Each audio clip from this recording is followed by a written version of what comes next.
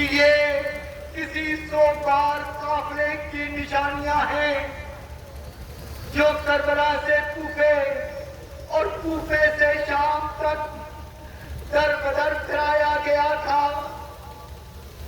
اس قافلے میں رسول کی نوازیاں اور علی کی بیٹیاں خدے سر رسن بستہ بے محمل و بے کجاوا اونٹوں پر سوار تھی۔ سیاہ نشانیوں کے بیچ میں عباس علمدار کا جھکا ہوا علم آج اس بات کا اعلان کر رہا ہے کہ فرات کے کنارے علمدار کے بازو قلم ہو گئے۔ عباس کا لاشا تو خیمے میں نہ آ سکا تھا، البتہ حسین یہ جھکا ہوا علم خیمے میں لائے تھے، اور جسے دیکھتے ہی سکینہ کی آس ٹوٹ گئی تھی، اور پھر خیمے سے کسی بچے کی التش کی آواز نہیں سنائی دی تھی۔ اس علم میں سکینہ کی ننھی سی مشق آج بھی اس کی دستانے کی یاد تازہ کرتی ہے۔ اور اب عباس کے علم کے بعد حسین مظلوم کا رہبار آ رہا ہے۔ آج اس پر پھول کی چادریں ہیں، ورنہ کربلا میں روز عاشور اس مرکب پر صرف خون کی چادر تھی۔ اس ہستے باوفا نے آخر وقت تک اپنے آقا کو اپنی پشت پر سنبھالے رکھا تھا، اور پھر عاشور کے بعد جب یہ اپنی پیشانی پر خون ملے اپنے آقا کی خبر شہادت دینے در خیمہ پر آیا ہوگا تو سکینہ نے گھبرا کر پوچھا ہوگا، اے رہبار میرا بابا کیا ہوا؟ یزید خالی کیوں ہے؟ یہ پیشانی پر خون کیسا ہے؟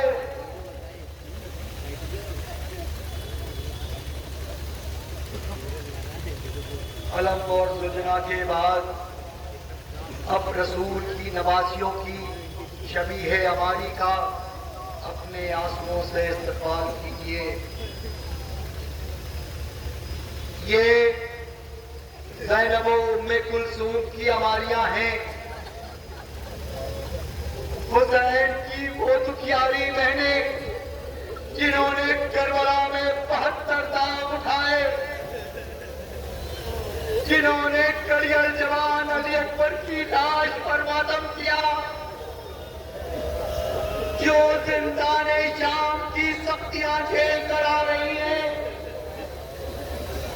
جن کے بازوؤں پر اب تک تیر کے نشان ابھرے ہوئے ہیں، مگر آج یزیدیت کی بنیادیں مسمار کر کے آ رہی ہیں، حق اور صداقت کا پرچم بلند کر کے آ رہی ہیں، کوفہ و شام کی منزلیں سر کر کے آ رہی ہیں۔ آج ناکوں پر سیاہ اماریاں ہیں، لیکن کل اسی راہ کوفہ و شام سے جب گزری تھی تو نہ سروں پر چادریں تھی اور نہ اونٹوں پر محملیں تھی۔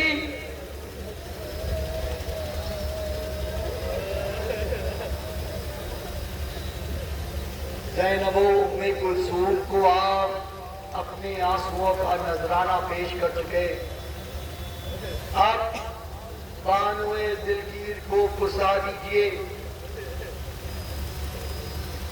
یہ ہماری بانوئے دلگیر کی ہے جس نے اپنے گود کے بالوں کو اپنے آقا پر سے قربان کر دیا،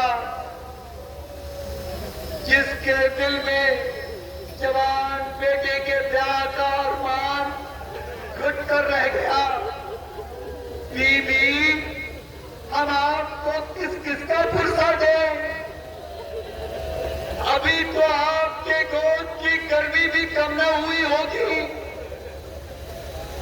اپنے چشمہ علی اصغر کی یاد میں اب بھی آپ راتوں میں چوک پڑتی ہوں گی۔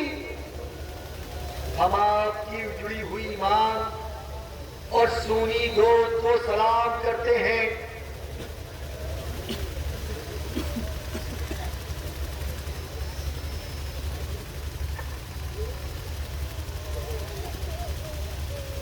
اور یہ اس مخدومہ کی ہماری ہے جس نے فاطمہ زہرا کے ساتھ چکی پیس پیس کر حسین کو پالا تھا۔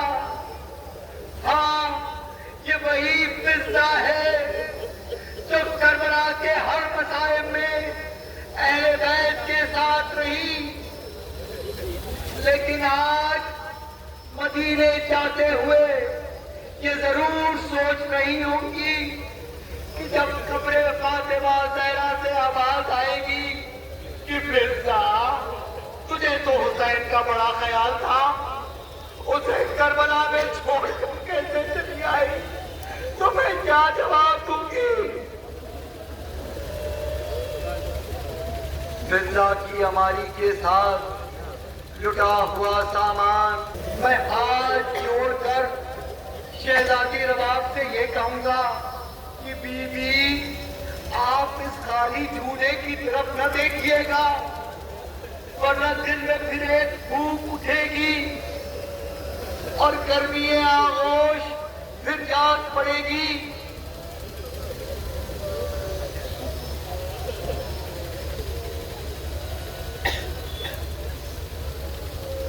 ہاں ماتمداروں، عباس کا علم گزر چکا ہے، شہزادیوں کی سواریاں گزر چکی ہیں، اصغر کا خالی جھولا گزر چکا ہے، لیکن ابھی آپ کو حسین کی سب سے چہیتی بیٹی سکینہ کا پرسہ دینا ہے، اس پیاسی سکینہ کا جو قید شام کی سختیاں برداشت نہ کر سکی اور اپنے بابا کو یاد کرتے کرتے موت کی آغوش میں سو گئی۔ میں ہاتھ جوڑ کر گزارش کروں گا کہ بی بی آپ کو قید شام کی تنہائیوں میں کس طرح نیند آئی ہوگی۔ اٹھیے، قافلہ جا رہا ہے، آپ اس تاریخ کے خانے میں کیسے رہیے گا؟ آپ کو تو مدینے جانے کا بڑا ارمان تھا، لیکن قبر سکینہ خاموش ہے۔ ہاں رونے والوں، یہ حسین کی اسی لاڈلی بیٹی سکینہ کی قبر کی شبیہ ہے۔ آئے وہ سکینہ جو زندان شام میں تنہا رہ گئی، جو مدینے نہ جا سکے گی، جو اب اپنی بہن سغرا سے نہ مل سکے گی۔ کربلا سے زندان شام تک اس بچی کو اتنی اذیت پہنچائی گئی تھی کہ اس نے موت کو گوارا کر لیا، لیکن دوبارہ ان راہوں سے گزرنا قبول نہ کیا۔ شہزادی، آپ پر ہم سوگواروں کا سلام ہو، ہم جب تک زندہ رہیں گے اپنے اشکوں کے جام آپ کی خدمت میں پیش کرتے رہیں گے۔ ماتم حسین، حسین، حسین، حسین۔